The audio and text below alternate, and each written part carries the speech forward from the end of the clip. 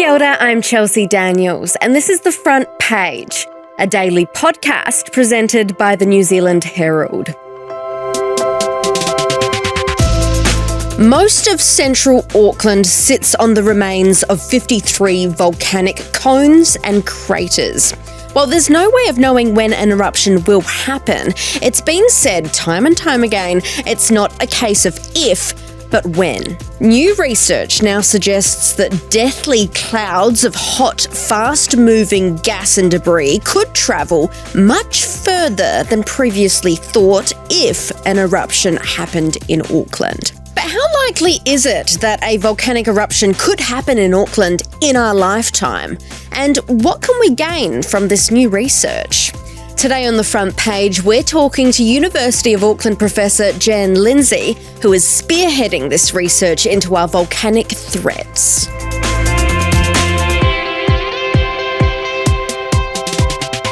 So Jan, we see these stories every few months about the threat of a new volcanic eruption in Auckland. I guess the big question to get out of the way initially is, are we talking about an immediate threat or are we gazing into a crystal ball here? Yeah, no, we're definitely not talking about an immediate threat.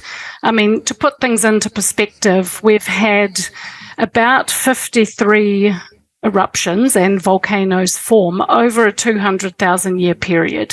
So it's a long period of time, and there have been quite a few volcanoes formed in that time. But in order to try and work out what the likelihood is of a future event happening, you have to sort of look at how often the volcanoes have erupted over that time and what the pattern is and, the distribution of the eruptions. So you could just do an average of, say, 53 volcanoes over a 200,000 year period. That gives you, an average of one every, 3,600 years or something. But that's not a true reflection of actually the situation we're in at the moment, because the last 60,000 years we've had more events than in the previous times before then. So what you can actually do and what researchers have done is they've said, okay, well, let's look at the time between eruptions, which we call the repose period. And we can find out which repose period is the median repose period. Turns out that's about 500 years. And then you can also look at what the repose period is that's most common. That's what we call the mode. And that is also around, say, 500 years. So what that basically means is over the last 60,000 years, it's been quite common for volcanoes to have a 500-year period between eruptions or between forming new volcanoes. So we can take that as an indication of, the sort of likelihood of a future eruption. So it turns out that a 1 in 500 year event is roughly about a 10% chance in any 50-year period. It's a very long answer, but it is a complicated concept to get your head around. So no imminent threat, but definitely something that could happen in the future. So yes, we're really trying to study the volcanic field.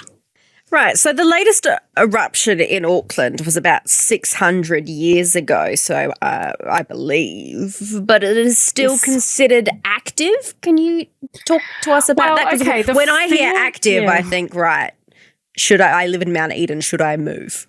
Yeah, no, it's one of those words, active, dormant, extinct. What do they actually mean? Yeah. Well, in the Auckland volcanic field, each volcano is sort of a one-hit wonder. So typically, volcano forms and then it sort of dies, but the field itself is considered potentially active. I prefer that term, potentially active, rather than active, because active to me also implies, well, something's happening right now. But so it's potentially active. That means there could be another eruption in the future, unlikely to be from any existing vent. Although we do know that Rangitoto did erupt twice with a few decades in between those eruptions about 600 years ago. And we also know that there is, let's say, the magma beneath Rangitoto that has now frozen, that is now solidified, I should say, is still warm. So it's still warm and it's enough to generate sort of signals that we can see when we use our geophysical techniques. So it's cooling down. solid. It's cooling down, but it's still warm. So, in geological terms, 600 years is not a very long time. It's certainly possible that the field could erupt again, but it's unlikely that any individual vent will erupt again. There's no greater chance than that one of those would erupt again than anywhere else, put it that way. The mythology surrounding Auckland's volcanoes are really fascinating, and it's thought that the Māori gods Mataho and Rurumoko brought volcanoes and earthquakes to the city.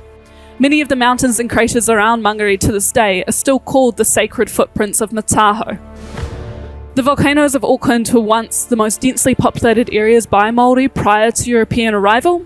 Their height provided ideal defence opportunities, and their rich volcanic soils provided really great gardening.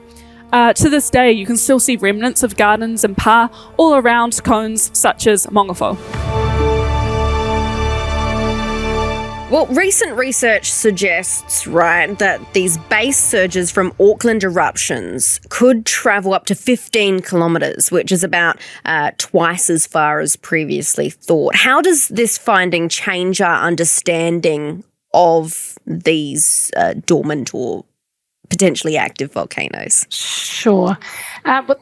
I'll just clarify that a little bit. It was research that happened overseas in similar volcanic fields that showed that this type of base surge, which is a type of what we call pyroclastic density current, can travel further than we thought they could travel. So the research happened in Death Valley overseas at a volcanic field over there in the US, and it got us thinking, and we started to think, gosh, if there are other places in the world where these base surges can travel up to 10 or 15 kilometres, we need to see if that's possible in Auckland. So what we're doing is we are researching, like taking another real thorough look at the evidence for this type of phenomena in the Auckland volcanic field. And we've got these deposits in various places around the field. We know this type of phenomenon occurs in the Auckland volcanic field. So we're looking at them, we're looking how far they travel from the vent, and we're going to do some modelling to work out how far, based on the characteristics of those types of flows in our volcanic field and the type of magma and the likely water contents that would be involved, because these occur when you get explosive magma water interaction. Can they also travel that far in Auckland? So that's the research that we're doing at the moment, and it's super important because these are considered the most dangerous phenomenon in an Auckland volcanic field eruption because they're so fast moving, they're so rapid, and they may occur at the beginning of an eruption. So we need to know how far they travel in order to make decisions around how big the evacuation zone should be around a vent, for example.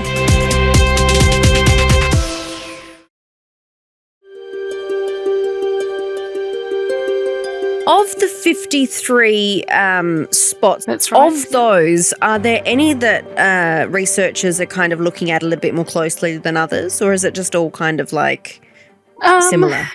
They're all slightly different, and yes, there are some that researchers are looking at more closely, but those decisions are primarily made based on what the exposures are like. Because we've gone and plonked a big city on top of our beautiful volcanic field. So a lot of the exposures have gone. They've been quarried away or built over. So we really need to go to the places where the exposures are available, where the outcrops are available. So they tend to be the target volcanoes. So we try and learn as much as we can about the wider field based on those volcanoes. So it sounds like you've got all bases covered. We can just kick back and relax and just wait for you to let us know. Well, unfortunately, that's not the case. It might not be in your lifetime. The risk in a lifetime is relatively low, but it could also happen tomorrow. So you need to be prepared for a whole range of emergencies in your home, including volcanic eruptions in Auckland. When we do run these stories warning of a volcanic event or new research, I see the comments. There's panic, disbelief, there's accusations of fear-mongering, clickbait as well is another one. What do you say to all of that? What should we actually be looking at and learning from? It's important to be aware. I mean, there's really no point putting your head in the sand Yeah. and saying, I don't believe anything could happen because, things do happen. And even though the likelihood is very small, unlikely things happen. And so it's good to know that the volcanic field exists. It's good for people to know that there's a whole bunch of people that are working on it and trying to understand it better. It's good for people to know that people, for example, in the Devora research program are actively working with Auckland Emergency Management and other Auckland Council staff so that everyone kind of knows what the latest research is and things we need to look out for. And it's good for people to just be a little bit knowledgeable of the sorts of things that can happen. But we have to also weigh up the fact that if it does happen, it would be huge.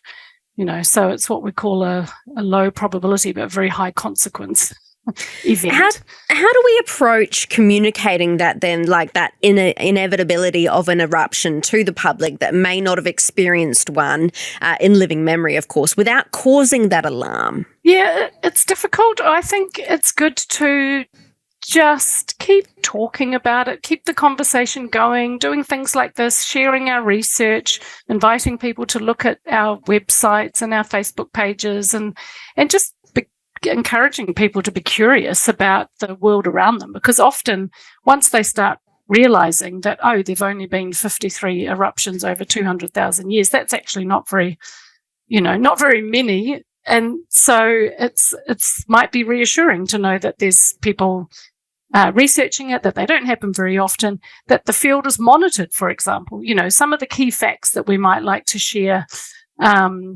people have a program of active monitoring through the GeoNet program of the volcanoes in Aotearoa, including in Tāmaki Makaurau. So, there are seismometers, just keeping an ear open in case anything happens. So I think if people are actively or develop an active interest in just knowing that people are researching it and that the right people are talking to each other, it's probably reassuring, I hope.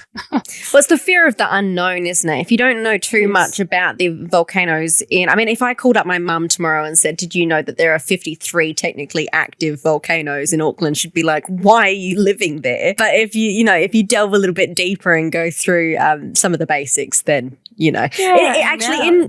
In researching this episode, I stumbled upon a hazard fact sheet about volcanic eruptions made by the Auckland Emergency Management. I'm assuming your team had something to do with this as Possibly, well. Yep. And it suggests things like having a plan, what to do during an eruption, what to do after one. Tell me, how many people do you actually think have read this document? Oh, I don't know. I'm not exactly sure which specific document you're referring to, but I think... we have periods of time where people are more interested in the Auckland volcanic field. It's often in relation to other events. So, for example, when Kilauea in Hawaii was erupting, there was a bit of interest, and we proactively talked about the Auckland volcanic field during that time. And I think during those periods of time, people actually seek out that sort of information. We also have, a series of fact sheets that we distribute at every chance we get involved in things like MOTAT Open Days and the Heritage Festival and things like that, and share the information, particularly with school-aged children. There's a general awareness across Auckland that we don't know what might affect us. Might be a flood, might be a storm, might be a landslide, but it's always good to just be prepared to have a getaway kit or some safety equipment and supplies handy, just in case. We live in New Zealand. It's a tectonically active and meteorologically very active country. So, there's always something happening somewhere. So it's good to just be prepared. Thanks for joining us, Jan. You're welcome. Thank you for having me.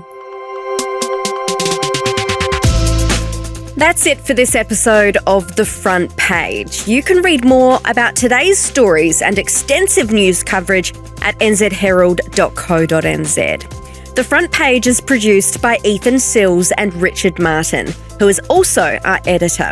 I'm Chelsea Daniels. Subscribe to The Front Page on iHeartRadio or wherever you get your podcasts, and tune in tomorrow for another look behind the headlines.